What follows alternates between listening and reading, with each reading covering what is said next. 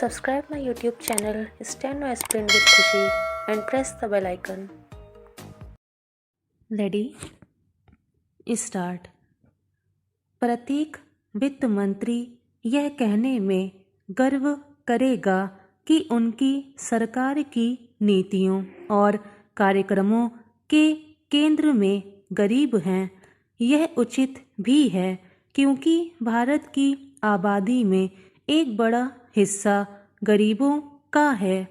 अनुमान भिन्न हो सकते हैं, लेकिन कुछ संकेतकों प्रति व्यक्ति आय, बेरोजगारी, खाद्य खपत, आवास और स्वच्छता को ही ध्यान में रखें तो विभिन्न राज्यों में गरीब के रूप में वर्गीकृत की जा सकने वाली आबादी 25 से 40% के बीच है।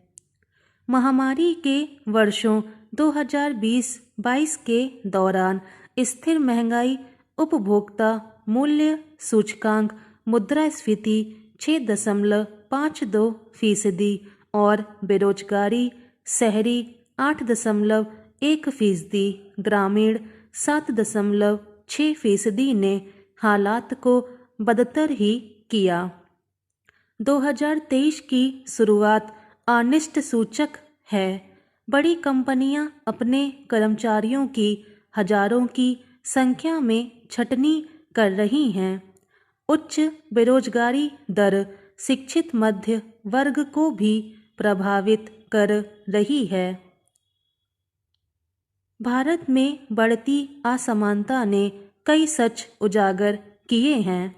ऑक्सफैम की रिपोर्ट के मुताबिक भारत के 5 सर्वाधिक अमीर लोगों के पास देश की 60% से अधिक संपत्ति है, जबकि निचले क्रम की 50% आबादी के पास सिर्फ 3% संपत्ति है।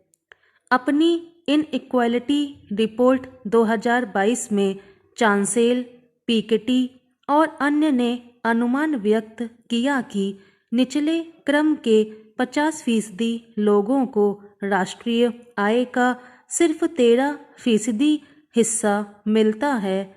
शीर्ष 5 से 10%, 7 से 14 करोड़ लोग अपनी संपत्ति का प्रदर्शन करते हैं, खर्च और उपभोग करते हैं, जिससे बाजार में चमक आती है। भारत में लैम्बोर्गिनी के सालाना उत्पादन की 2023 के लिए बिक्री पूरी हो चुकी है और कंपनी अब 2024 में डिलीवरी करने के ऑर्डर ले रही है। भारत में इसके सबसे नीचे मॉडल की एक्स शोरूम कीमत 3.15 करोड़ रुपए है। ये अति संपन्न हैं। निचले 50% में गरीब शामिल हैं। CMIE के मुताबिक भारत में कुल श्रम बल 43 करोड़ हैं। उनमें से जिनके पास रोजगार है या जो रोजगार की तलाश में हैं, उनका हिस्सा 42.23% है, जो कि दुनिया के न्यूनतम में से है।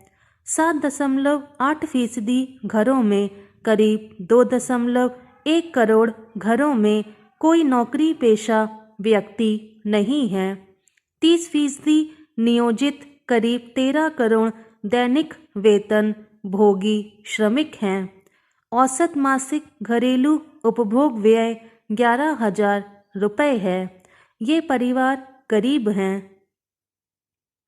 सरकार के राष्ट्रीय परिवार स्वास्थ्य सर्वेक्षण 5 ने खुलासा किया कि 15 से 49 वर्ष उम्र की महिलाओं में बड़ी संख्या 57% रक्ताल्पता से ग्रसित थी।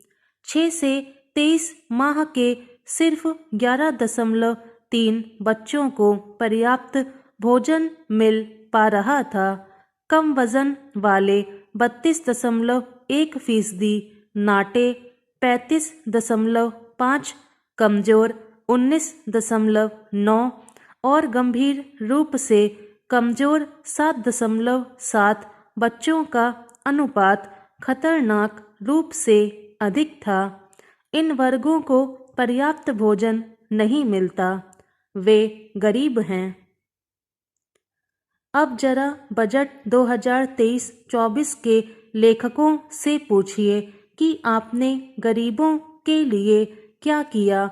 सबसे नीचे की 50% आबादी के लिए क्या किया, बेरोजगारों के लिए क्या किया और उन लोगों के लिए क्या किया जिन्हें पर्याप्त भोजन नहीं मिलता। इनके जवाब बजट दस्तावेज के आंकड़ों में हैं। प्रमुख मदों के तहत जो गरीबों के लिए रोजगार सृजित करने के साथ साथ उन्हें राहत प्रदान करते हैं, आवंटित धन को 2022-23 के दौरान खर्च नहीं किया गया। वर्ष के प्रारंभ में आवंटन अप्रासंगिक हैं यदि वर्ष के अंत तक जो खर्च किया गया है वह आवंटित राशि से काफ़ी कम है।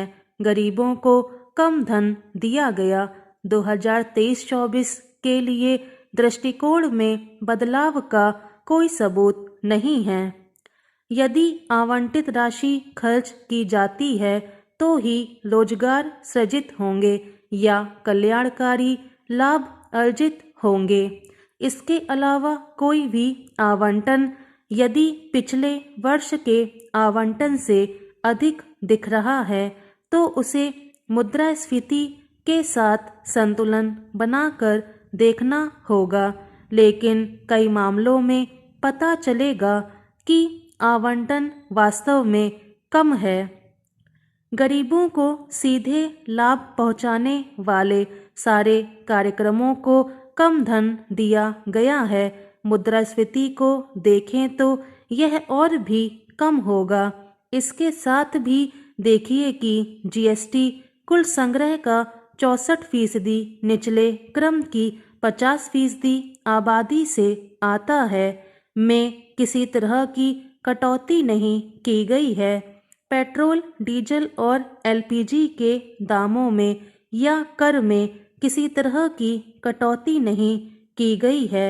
यह ऐसा है मानो वित्त मंत्री महामारी के बाद गरीबी, असमानता, बेरोजगारी, छटनी, कुपोषण, रक्ताल्पता और बाल अवरुद्धता और बाल कमजोरी में वृद्धि से अनजान है।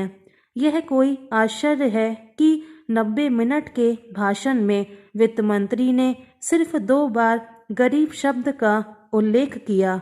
एक तमिल कहावत इस बजट का सबसे अच्छा वर्णन करती है, जिसका अर्थ है गरीबों के पेट पर चोट stop. Subscribe my YouTube channel Steno Aspirin with Khushi. Thanks for watching.